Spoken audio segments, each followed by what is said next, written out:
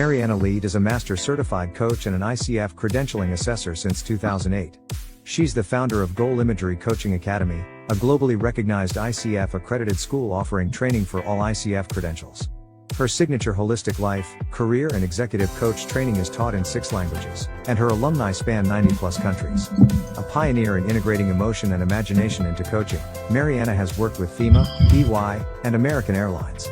She co-authored Me, My Brand and Why, and founded the 18,000+ member LinkedIn group ICF Coach Mentors and ICF Coaches. Hello, hello, and here we're back. We are back in our ICF coaching supervision circle. And as a reminder, I cannot see you, unfortunately. You can see me, I hope. I will be able to see your comments, your questions. So unfortunately, that's the only way we're going to be communicating, through your messages. So please let me know who you are, where you're from, and what you're looking to find out, what your credential level is, and then we'll take it from there. And while you're writing and listening, I know that you'll be able to, whoever is joining late, you'll be able to hear this from the very beginning, which is a really cool thing that LinkedIn Lives offer. So, okay, well, I do have a case that one of my alumni asked me to talk through today, and I'm going to respond to her. I'm just going to read it out loud. I'm going to just open it and just read it for you. So, hi, Marianna. Had a session with a friend, ended up advising a bit.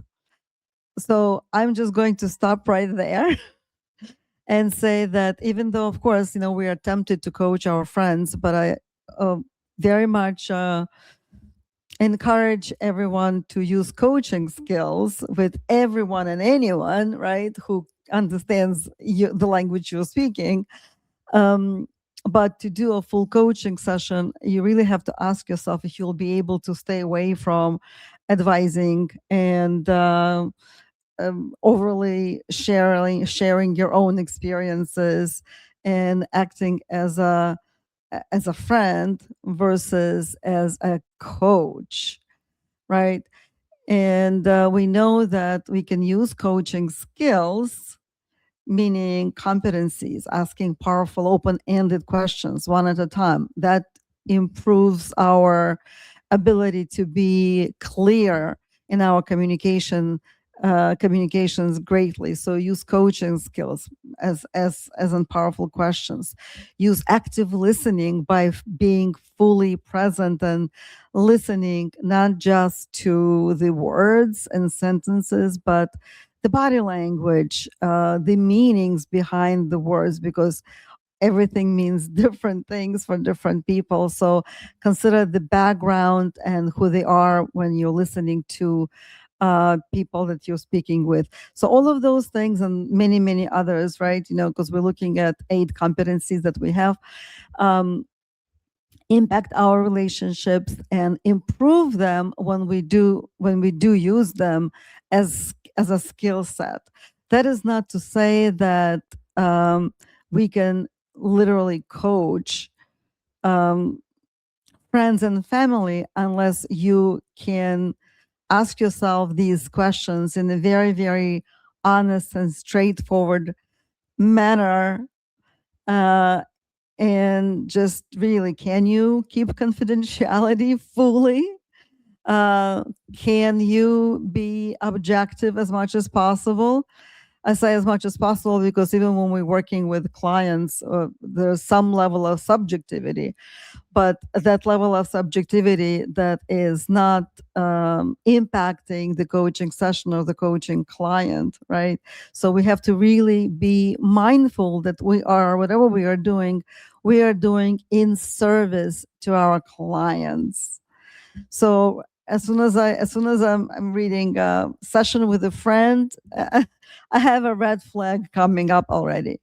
And advising a bit, I think it's a really good that there's awareness around that, and that it doesn't feel great to the point that my alumni is writing to me saying, hey, oops, I did that. And so it's great that there is this awareness. This is something happened that shouldn't have happened. And maybe it's a lesson right there in examining your relationship that is more than coaching before actually offering a professional coaching session. Because I think that the most important thing, even according to ICF ethics, which is competency also, which is core competency number one, right? I think that the most important thing is to set expectations that are true and transparent. And so if you were to say, well, hey, I'm going to do it as a friend using coaching skills, but it's probably not going to be an actual coaching session per se, just because of our relationship, right?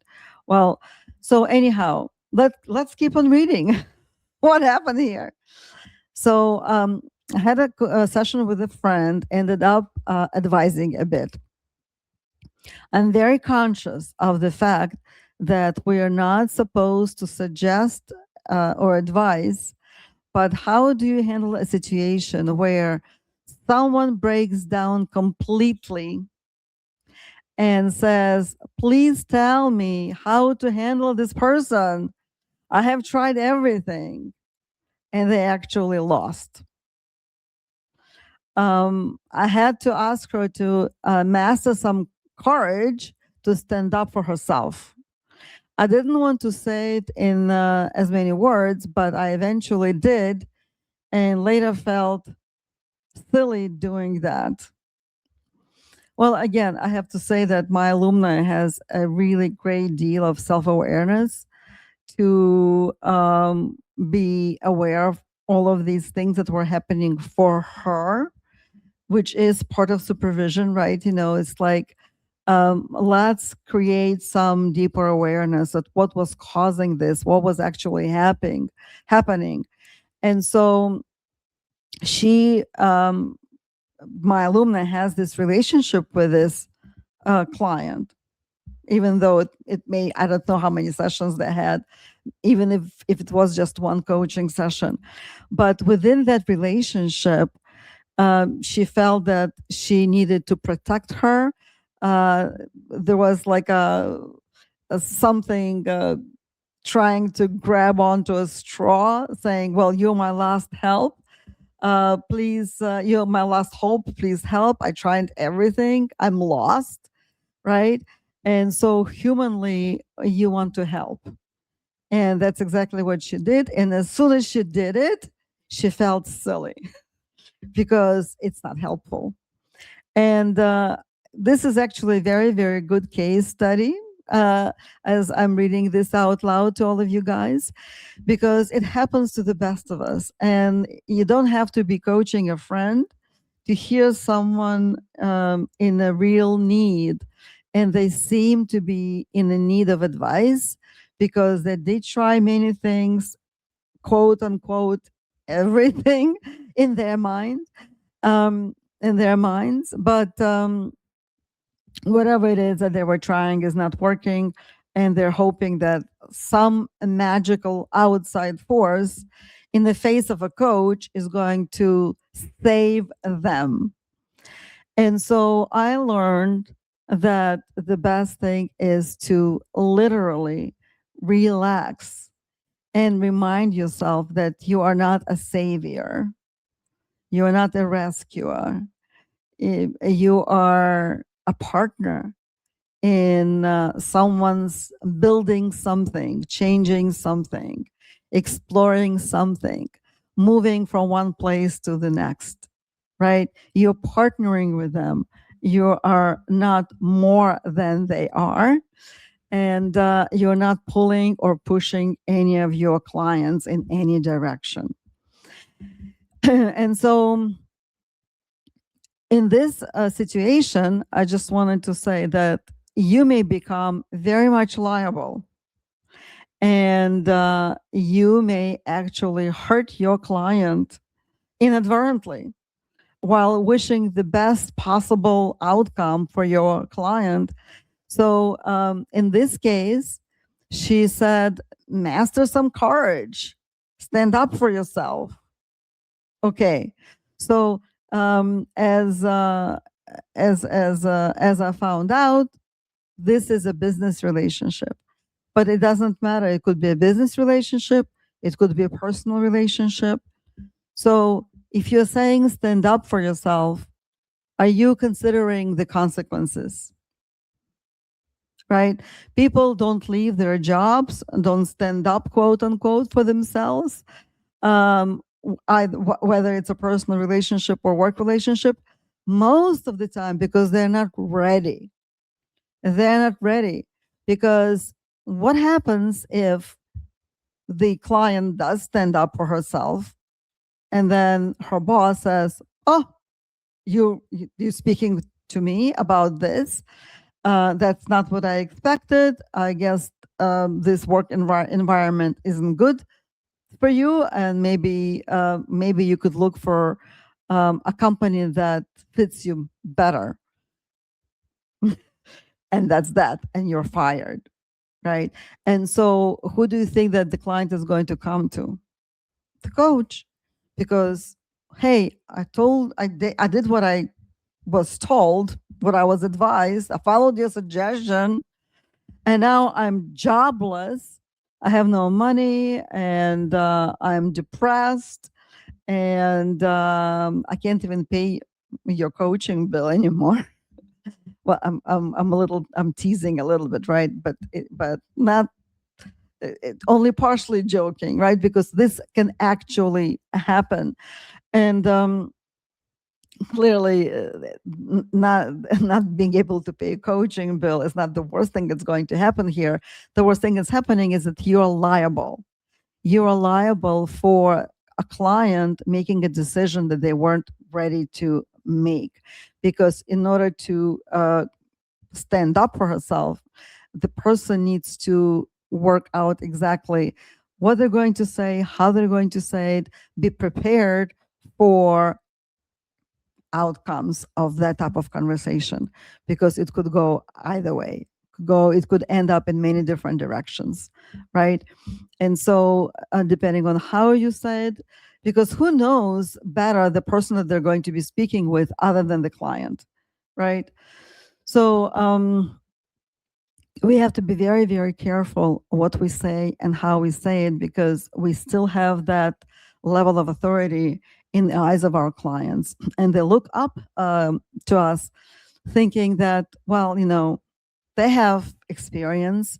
They've been working as executives themselves, because a lot of coaches have been in the executive arena before becoming coaches.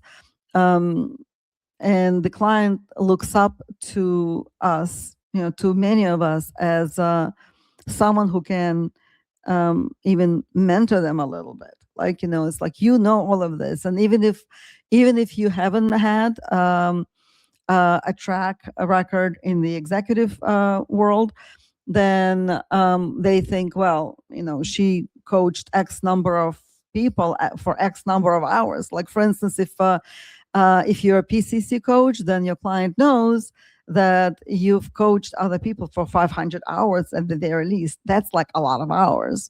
And if you're an MCC coach, then it's 2,500 hours. That's even, and so, and these numbers grow. So when they look at that, they look at your resume, they look at your LinkedIn profile, they figure, well, this is a person, this is someone who I could really listen to. And so whatever you say weighs on their minds, and you have to be really careful what you say and how you say it.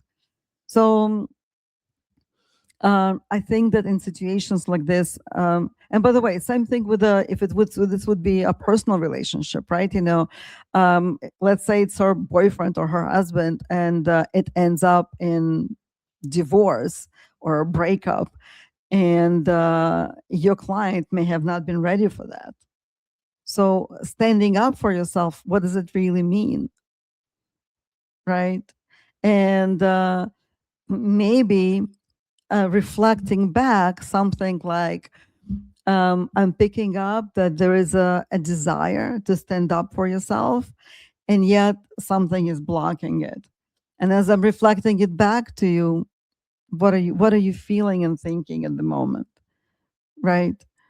Because the client can't move forward because they have to sort out their own internal conflict first. And that's one part of this equation. And another part of this equation is that we can't change someone else. We can only change our own behavior.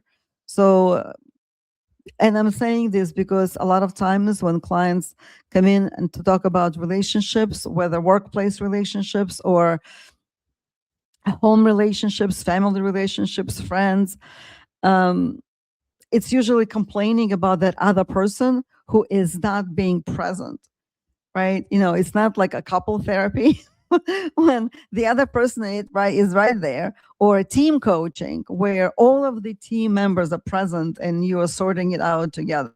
In individual coaching, it's just you and your client, right? No one else is present. So how are we going to be impacting someone else's behavior when they may not even know that the client is getting coached on this, right? So it's all about the client's thinking. It's all about the client's feelings. It's all about clients' internal conflicts. It's all about clients sorting it out. And you, as a coach, need to ask yourself, what stops you? And here's where supervision comes.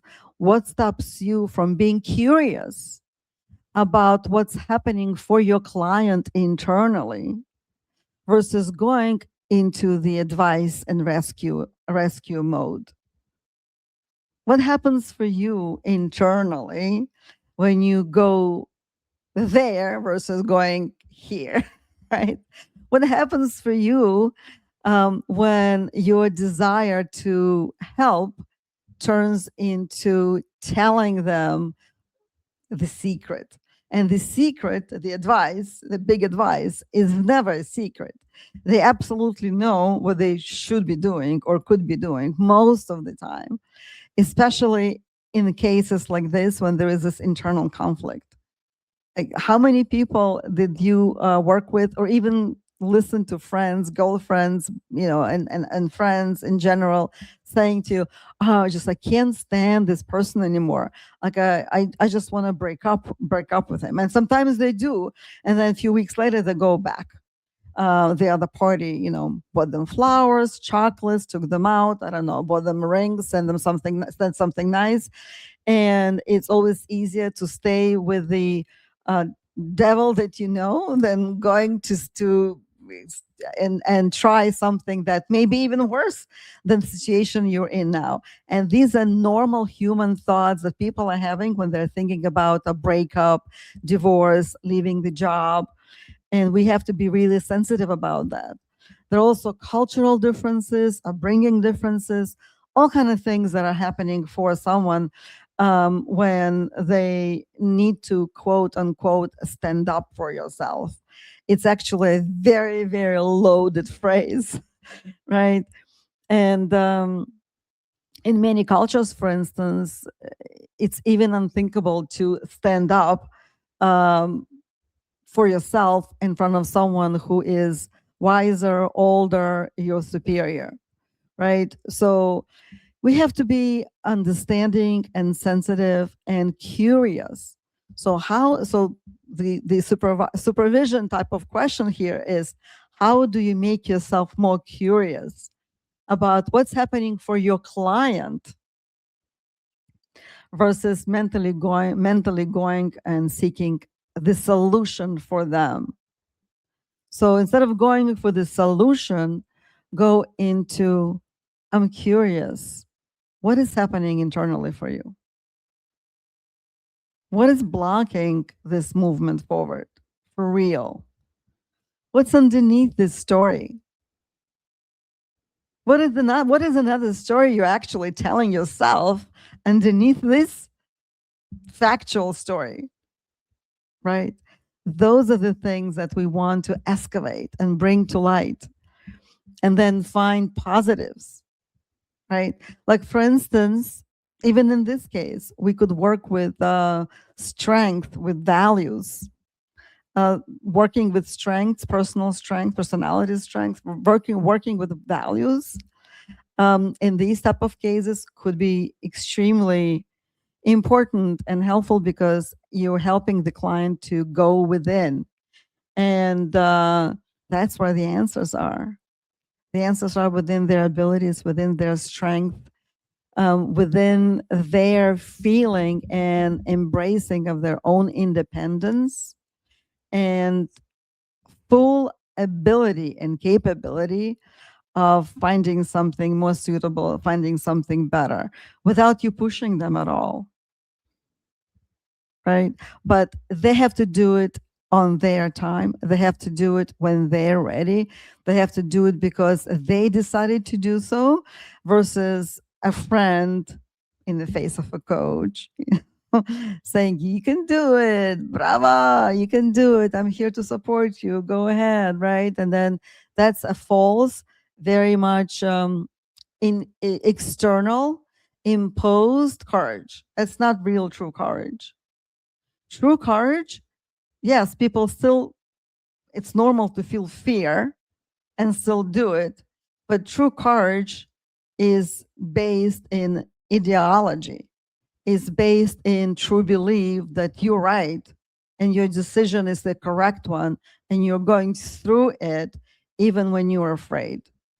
I'm talking as a client, right? So if I'm a client and I feel, yes, I'm afraid, I've never done this before, but I know it's the right thing to do. I want to do it. And I understand the consequences. I understand what can fall out as a result of it. And I'm still going to do it. This is my decision. Then that's the right thing to do for them.